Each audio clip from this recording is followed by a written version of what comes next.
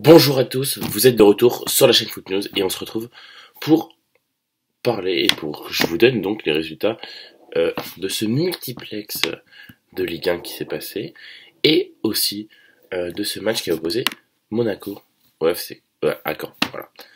Donc, malheureusement sur le match de Monaco à Caen, c'est Boulistrade qui s'est imposé sur les pronos. Il avait dit que Monaco gagnerait 2-0. Moi j'avais pensé plutôt à une victoire 2-1 de Monaco, parce que je trouvais les Canets en forme en ce moment, concrètement. Mais bon, dommage. Alors, pour vous parler après du match, ce que j'ai vu en tout cas, c'est que ça a été compliqué. Genre, ils ont raté pas mal d'occasions. Moi, je pense notamment à Ronny Lopez, qui est franchement peut-être un des meilleurs joueurs monégasques en ce début de saison.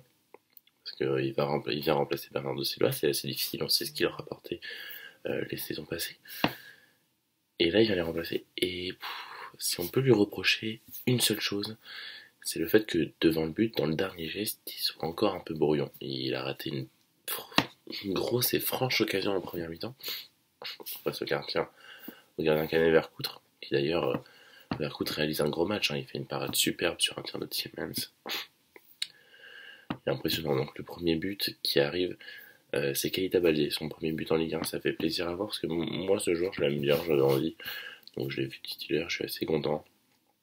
Et après le second but en deuxième période, c'est Falcao, ce qui me donne un point en prono, donc Boulistrade fait un 3 sur 3, donc il a 3 points sur ce match, et moi j'en ai 2, c'est déjà pas mal, et je suis assez content.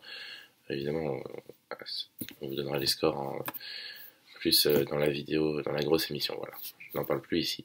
Donc c'était juste pour vous parler du match.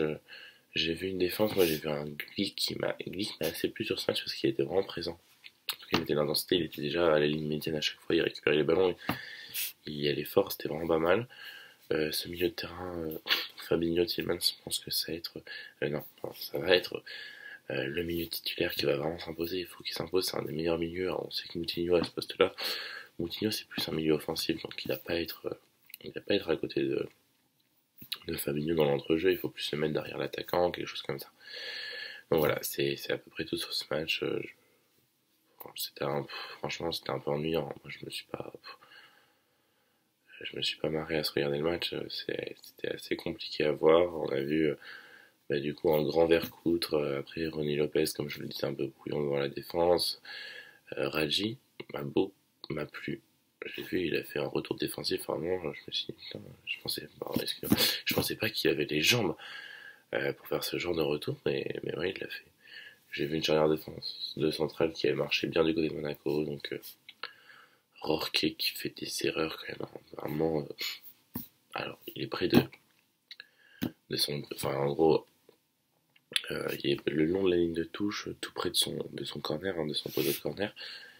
Et puis donc parce que évidemment il y avait une attaque sur Monaco. Donc là il décide de dégager. Très bien. Mais alors il fait une relance en plein dans l'axe. Genre qui arrive au milieu, au niveau de la ligne médiane, sachant que l'équipe de Caen était du côté de Monaco vu qu'il venait de faire une attaque. Mais c'était assez bizarre. J'ai envie de dire, c'est super. Ça peut mettre en danger ton équipe, donc la prochaine fois on relance mais le long de la ligne de touche au moins et un peu plus loin. Enfin bref, donc sinon on va passer au résultat du multiplex pour le match Nantes à Guingamp. Victoire 2-1 de Nantes, donc Boulistrade s'est encore imposé je crois, je vais arrêter de dire mais bon voilà. 2-1 pour Nantes. Amiens, victoire 1-0 face à Bordeaux. Toulouse, victoire 1-0 face à Angers. Rennes, victoire 1-0 face au LOSC.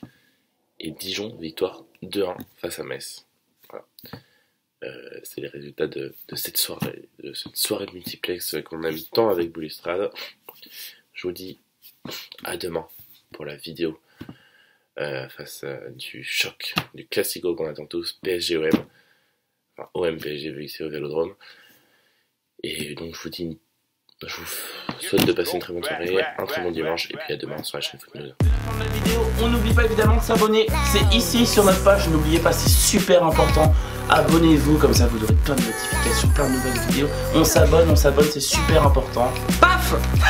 Regardez la vidéo, nouvelle vidéo, ici, cliquez là, c'est important, là, vous avez pas beaucoup de temps là. Ça va bientôt terminer les gars, vite, cliquez.